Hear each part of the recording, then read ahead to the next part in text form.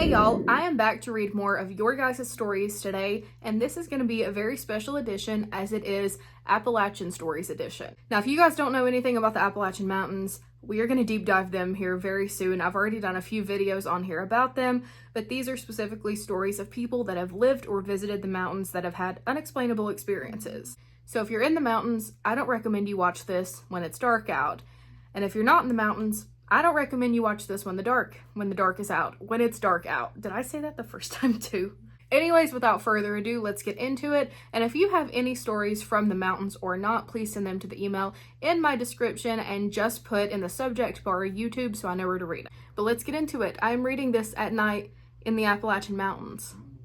Don't be like me. Only my close friends and family know about this one, and no one believes me other than my friend that I mentioned. If you know what this may be, please let me know. It was around 1 to 2 in the morning when I was on FaceTime with a friend of mine painting these pieces of fabrics for a future project I wanted to complete. I had my window open as far as it would go and a paintbrush in hand.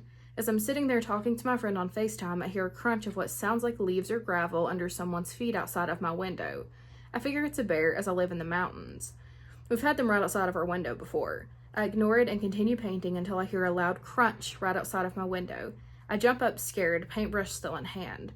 That's when I make eye contact with whatever I saw. I'm still not sure to this day. Its eyes didn't glow like you hear in the movies. It appeared more sunken in, dark, if anything. It seemed at first fairly small, then stood up slowly. It was around the size of a garden gnome, just wider.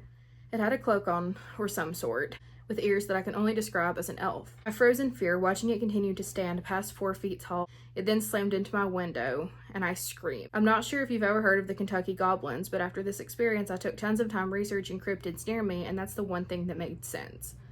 Back behind my home, there's coal mines. At the end of the driveway, there's a cave. I'm not sure if that's what it is, but both me and my friend chalked it up to be one. And we'll be researching the Kentucky goblins.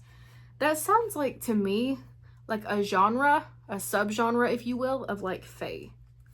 I don't know. That's kind of the vibes I got. All right, here's the next story. I used to work as a kennel attendant up in Pennsylvania near the mountains.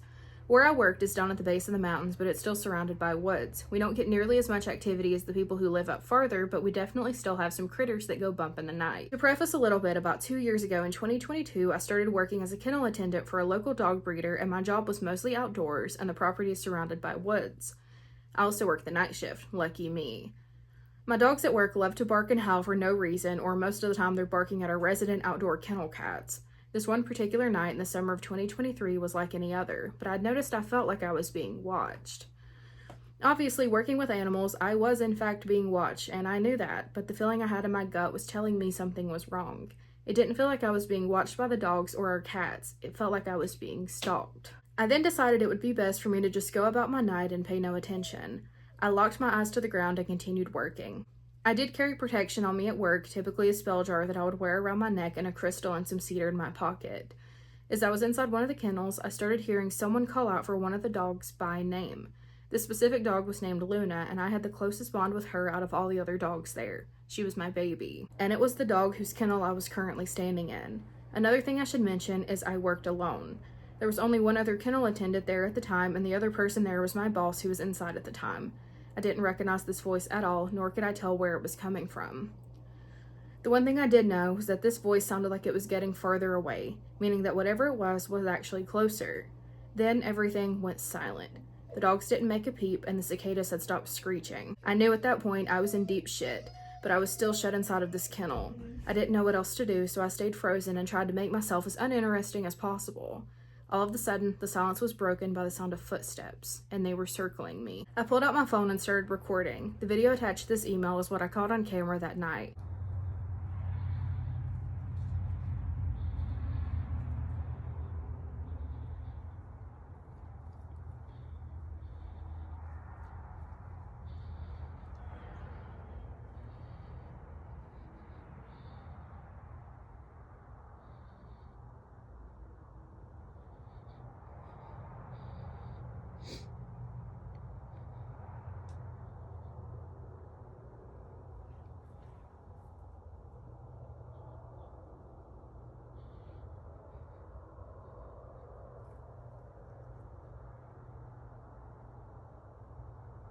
And I know for a fact that this was no deer.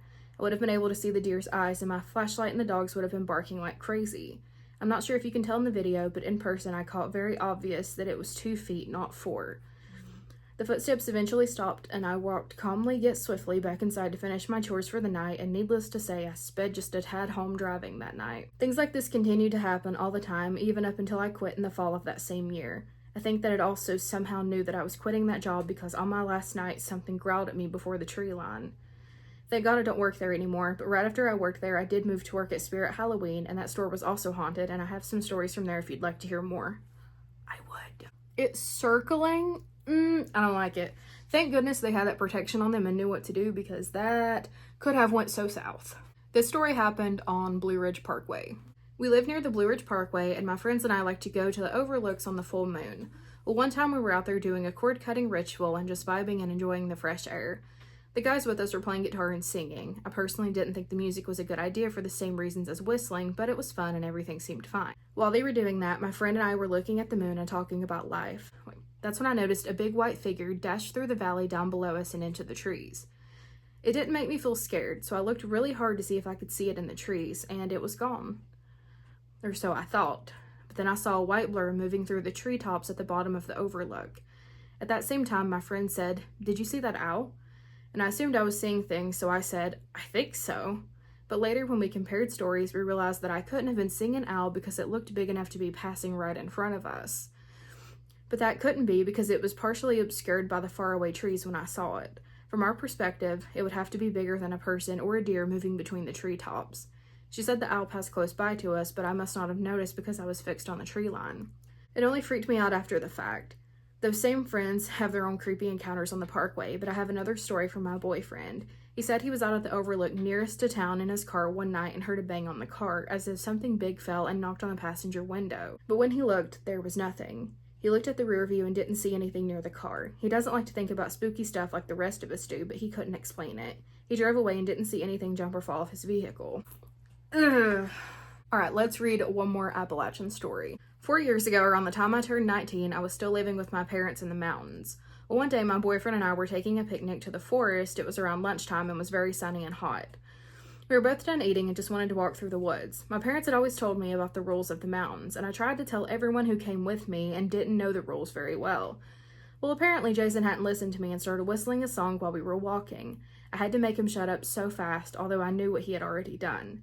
We kept walking and something started crying. It sounded like a 5 to 10-year-old kid crying in the woods. I could tell Jason was about to acknowledge it, so I shook my head no, and then I made the mistake of looking in the trees. I saw something that would make your skin crawl. Jason then looked where I was and saw it as well and almost screamed. I made direct eye contact. I motioned for him to follow me, and we would gently make our way out of the forest. We kept hearing screams that sounded far away, but I knew what that meant. It sounded like they kept getting farther the more we walked. As soon as we got back to my parents' house, my dad saw it too, in the trees that enter the woods. Okay, well, I shouldn't have read that at night. I'm terrified. Okay. You know what? It's fine. I'll be fine. Oh my god. Windy boy back here really setting the mood. I'm gonna end this and go to bed. I'm so scared. Okay. See you guys later. Bye.